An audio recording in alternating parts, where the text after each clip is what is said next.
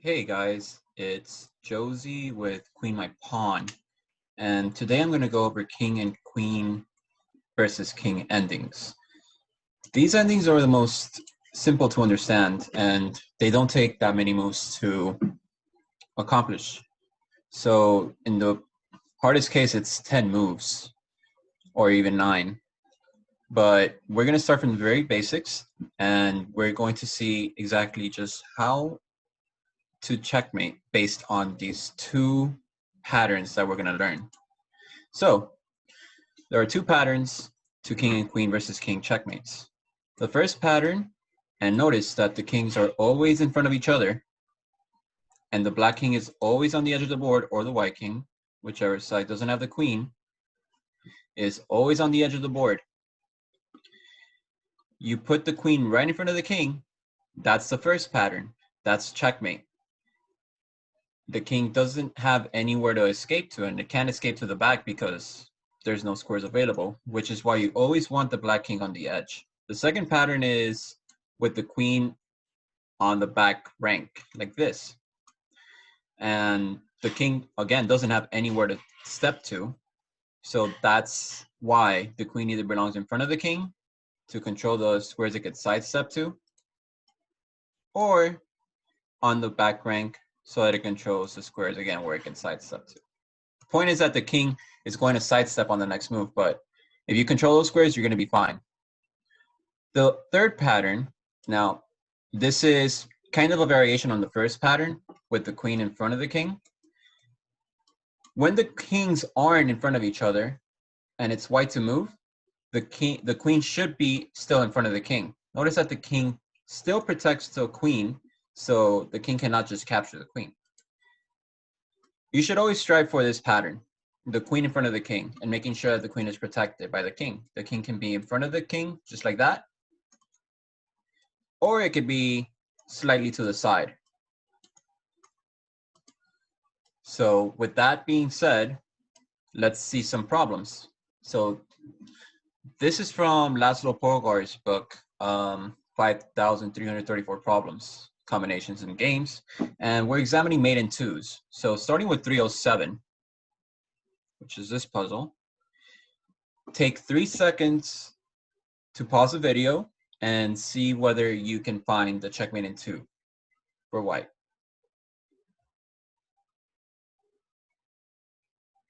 Okay, so now we have to see how to checkmate the king, the black king. So the king, the white king, always has to be in front of the black king. If we look again at the patterns, we notice that the king is always in front of the king, the other king, and the black king is always on the edge of the board. We can't allow it to escape back into the middle. With that being said, if we go back to the book that shows the problems, we're going to see, after it finishes loading, that this white king definitely needs to go on c3 or on c4. The most direct approach is for the white king to move to c3.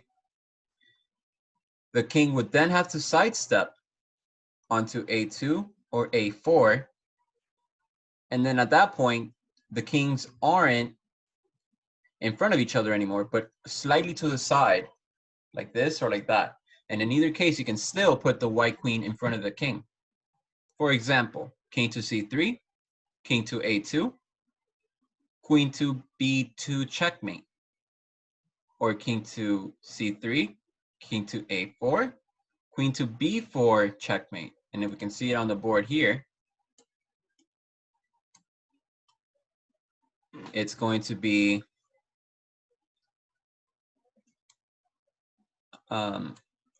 white to move. So white moves his king to c3. And then, no matter where the king sidesteps to, because that's the most important thing, that's how you know you're going to get a checkmate, is when the king sidesteps. Either here, to a4, or to a2, to the left or to the right. And in either case, you could just bring down the queen. If it sidesteps to the left, bring down the queen. Moving on to the second puzzle. Now, as soon as this finishes loading, which it did, now we can see in 308, there's another position. And based on the two patterns that we've studied, can you find the mate in two? I'll give you 3 seconds to pause the video. Okay, so now we have to see exactly how to checkmate the king. The king definitely belongs on either, it belongs in front of the king, but let's see what happens. Now, when we move the king to c3, the king is forced to sidestep. If it's forced to sidestep to a4 or a2. It cannot sidestep to a2 though, because the white queen is protecting that square.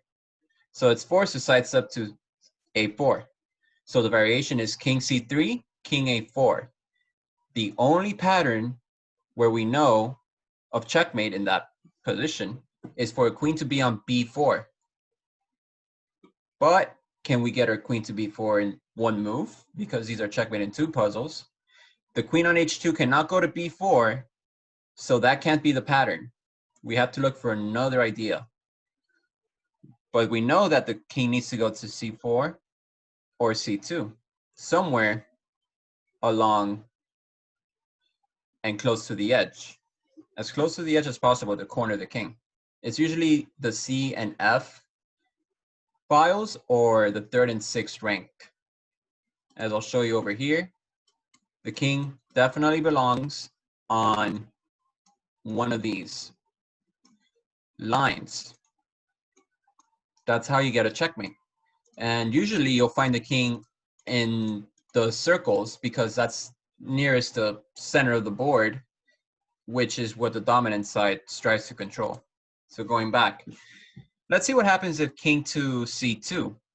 Well, if king to c2, the king escapes to b4 into the middle of the board where there is no longer a checkmate possible because the king needs to be on the edge. So the only thing left to examine, the only variation, is king to c4. Now king to c4 forces the king to sidestep.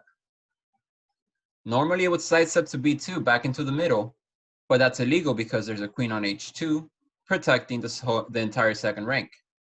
Therefore, the king's forced to sidestep onto a4, where now we have two patterns available, which is perfect. The more patterns we can do to checkmate, the better. The more patterns that we have available to checkmate, the better. We have more choices, so we can use any of them. So king c4, king a4, we could put a queen on b4 still, or we could put a queen anywhere along the a file, which would have been the back rank. Although this time it's just the back file. The queen cannot go diagonally all the way to a9 because it doesn't exist, but it can go to a2. And that would be checkmate. King c4, king a4, queen to a2. Checkmate. And we can see it on the board over here.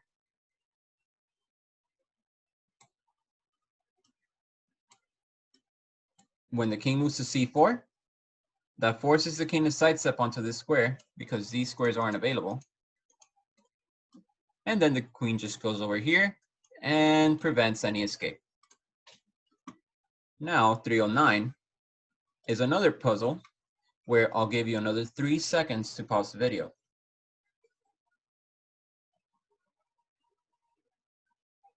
Did you find the answer? Well, in this position, the kings are already in front of each other. So obviously it should be noted that the king is on the C file, perfect position, and it's in front of the other king. I don't think it should move. You always want this position where you have the king opposing the other king and it's forced to sidestep left or right. Now, a good pattern I know of is putting the queen on b6 immediately, but that's illegal because there's a king in the way and no queen can go to b6. So we should try to get there as fast as possible. Queen to b1. The king is forced to sidestep slightly to the left or to the right. And in either way, you put the queen right in front of the king. Queen to b1, king to a5, queen to b5 checkmate. Or queen to b1, king to a7, queen to b7 checkmate. So This is a perfect position where you don't want to move your white king at all because that would just give him leeway. So you move the queen to b1. He's forced to sidestep either here or here, and anyway, you just put the queen right in front of it. So now we look at 310.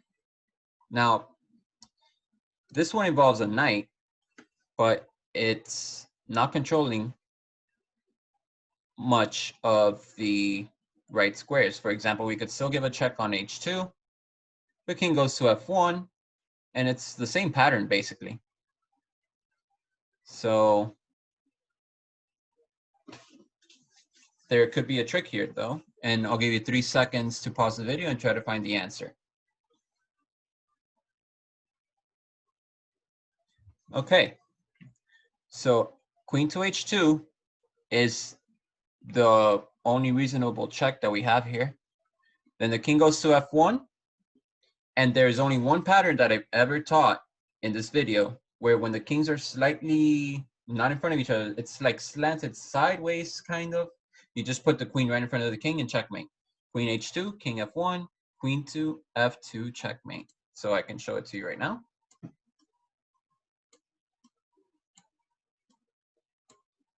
Okay, so queen to h2, king f1. Some people might be tempted to go queen h1, but I've never taught that pattern before. And then queen to f2, checkmate. The last problem is 311. Take 3 seconds to pause the video and see if you can find the answer.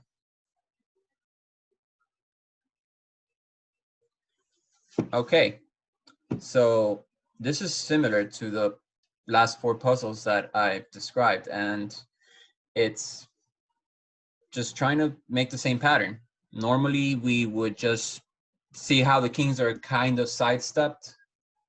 If we force the black king to move to h3, we could just bring a queen to h5, and that's checkmate, but it's our move. We could move the queen to e5, forcing the king to sidestep to h3, and then you just bring the queen to h5, checkmate. But the problem is they have a pawn. So they could just move the pawn. Queen to e5, pawn to c5, and you no longer have checkmate into moves. The right move, however, is to play queen to f5. Now it looks like stalemate, and this is a typical stalemating pattern that everyone should try to avoid, but it's not stalemate because the pawn can still move. Queen to f5, c5, and then you just do the same pattern that I described where the kings are slightly not in front of each other. You just put the queen right in front of the king.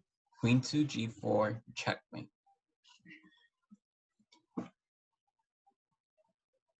So that's all that I wanted to show you regarding king and queen versus king checkmates, is that there's only 2 patterns.